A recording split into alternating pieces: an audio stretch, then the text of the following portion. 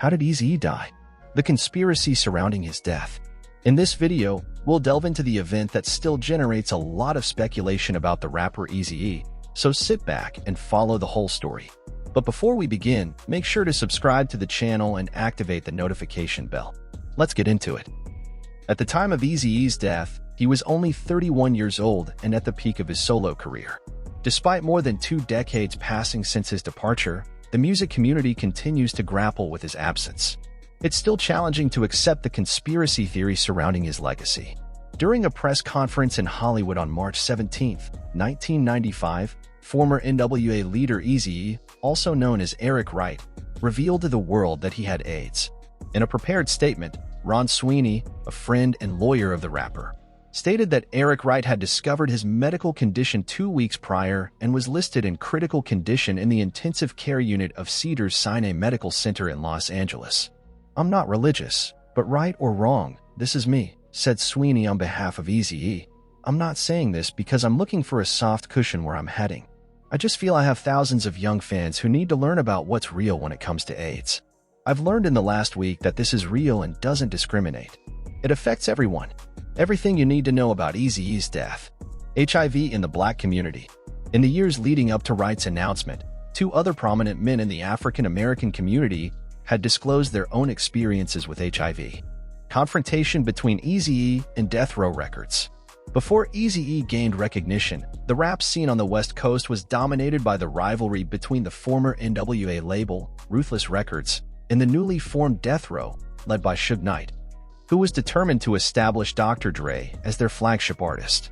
According to Jerry Heller, former N.W.A. manager and co-founder of Ruthless Records, Knight managed to lure Dre away from his contract by threatening him with baseball bats and lead pipes. "I think, even more so now, that Suge Knight is a bad person," Jerry Heller told the Murder Master Music Show. Eazy said, "You know this guy Suge Knight?" I said, "Yes." He said, "Well, I'm gonna kill him." He said, "This guy's gonna be a problem, and I think I should kill him." I said, "Let me think about it." I said, "First of all, we're billing $10 million a month with 6 employees. We don't even have a typewriter in the office." I said, "We're the most successful startup label in the history of the music business, and you want to kill this guy?" I said, "That just doesn't make sense to me." You know what? I should have let him kill him. I would have done the world a favor. He would have done it, for sure, on his own. He always walked alone and wasn't afraid. I think he was going to do it. I shouldn't have talked him out of it. Ruthless would probably still be around. Dr. Dre and Ice Cube would probably still be with Ruthless. It would have been an empire. In 1992, Ruthless Records sued Death Row for extortion, although the case was dismissed in 1993. However, even after Dr. Dre's departure, Ruthless Records continued to profit from him.